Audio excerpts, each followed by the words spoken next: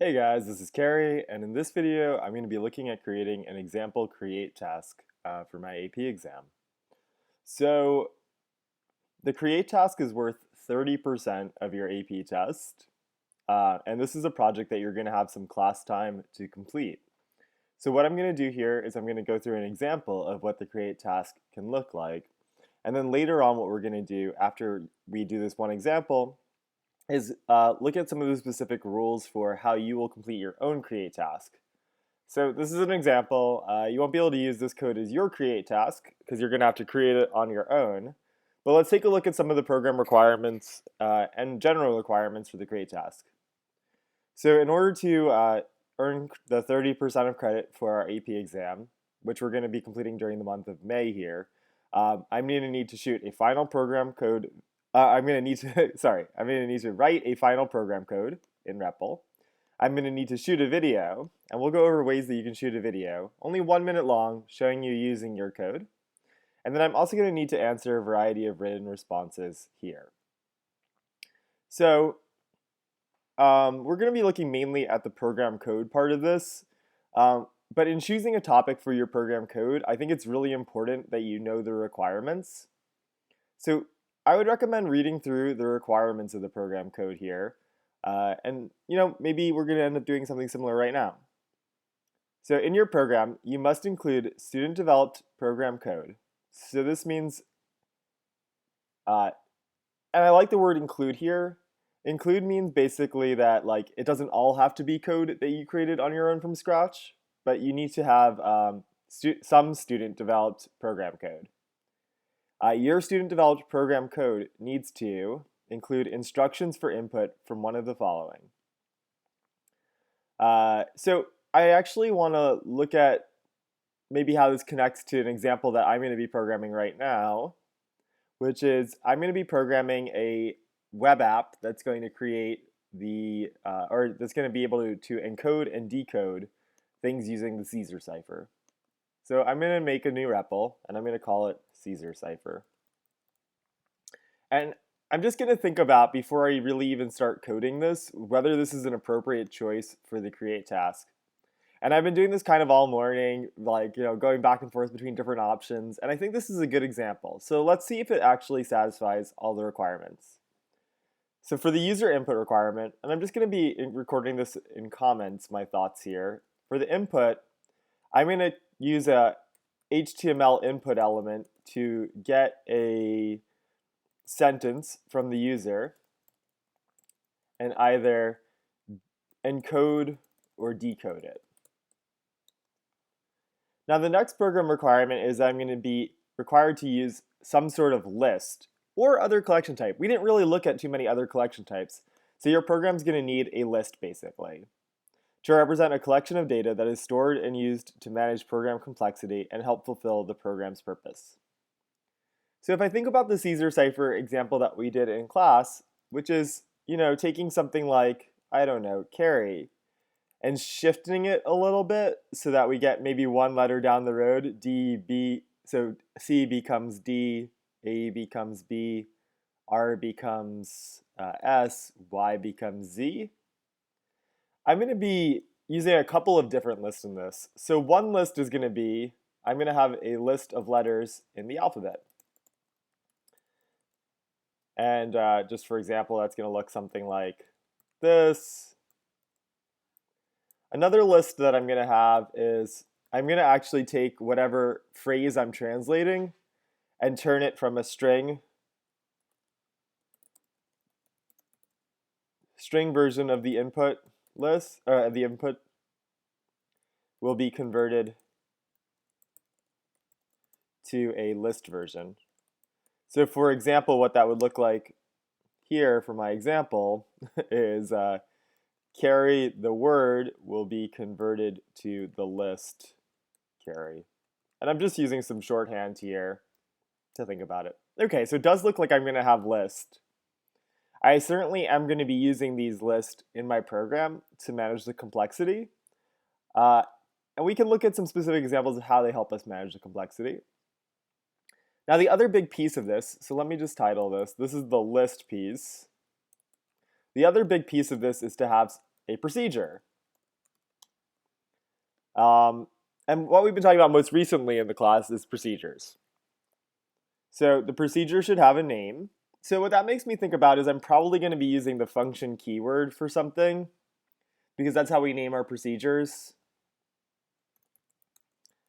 Something like this, maybe. Okay. It needs to have something, one or more parameters. So when we say parameters, those are the values that are going to be going here. So I'm trying to think about how would I have a procedure for this. Maybe I would have a procedure called translate. And what that procedure would do is it would take the user input, and it would also take a number, which is here I only shifted by one letter, C to D, A to R, B, R to S. But I could shift by two, and then the word would become, C would become C, D, E, A would become A, B, C, R would become R, S, T, Y would become Y, Z, back around to A. So depending on the number and the user input, it will do different things. And I don't really like translate here. Maybe I would like encode better.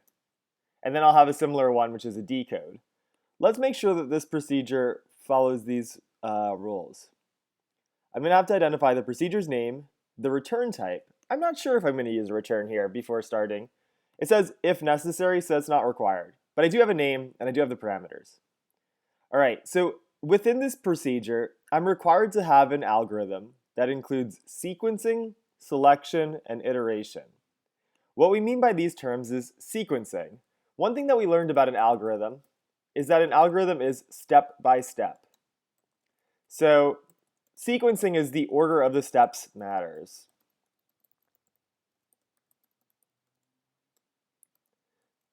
When we say selection here for our algorithm, the selection means the code has multiple different paths that run depending on the input. So if I think about my example here of possible things that I might be encoding, I'm thinking, okay, well, encoding one word doesn't really have this selection thing, but if I try to encode something maybe a little bit more complex, which is Carrie is a teacher, maybe what would happen here is, I don't know, and I'd have to give it a number. Maybe what would happen here is the letters would have to get shifted, but something different needs to happen. A different pathway needs to be going down if we have a space or if we have punctuation at the end. Because these things aren't the spaces and the punctuation. They're not going to shift. So the code has multiple different paths that run depending on the input. What this makes me think about is I need if and else statements, because that's the only way that we have so far, maybe the only way period that we have, of creating two different paths inside of our code. So I know my algorithm will need that, and I think my algorithm will have if and else statements. And then the final requirement for our algorithm here is that our algorithm requires iteration.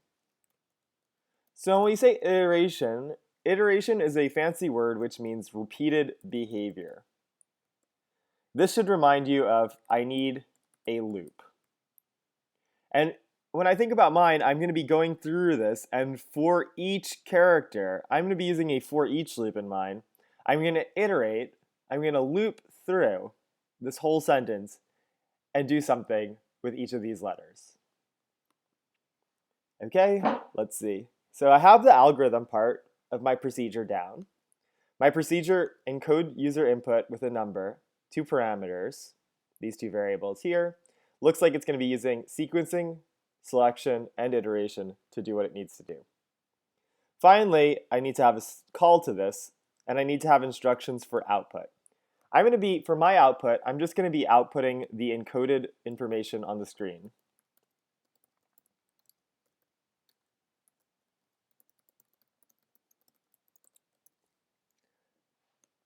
Now, I think my program is a good plan because I think that's all of the things that I need to have there. Encoded text on the screen, maybe. All right, so I think that my program satisfies all of the pieces here. I'm going to do a quick scan and look at the questions. For my written questions part, all right, there's going to be a video. The video is just illustrating the functionality of your program. So what I'm going to look at really here is, in choosing my topic, I want to make sure that I can answer these questions. Overall purpose, yes. Describe what functionality of the program is demonstrated in the video. Yes. Describe the input and output. User input of text, output will be text also. Yes. The first program code segment must show how data has been stored in the list. Yes, I'm going to be using a list to store data. The second program code segment must show how the data in the same list is being used. Yes, I'm going to use the list in order to do stuff. So I'll be good there. Then provide a written response that does each of the following. Identifies the name of the list. Okay, I'm going to have a list variable name using let.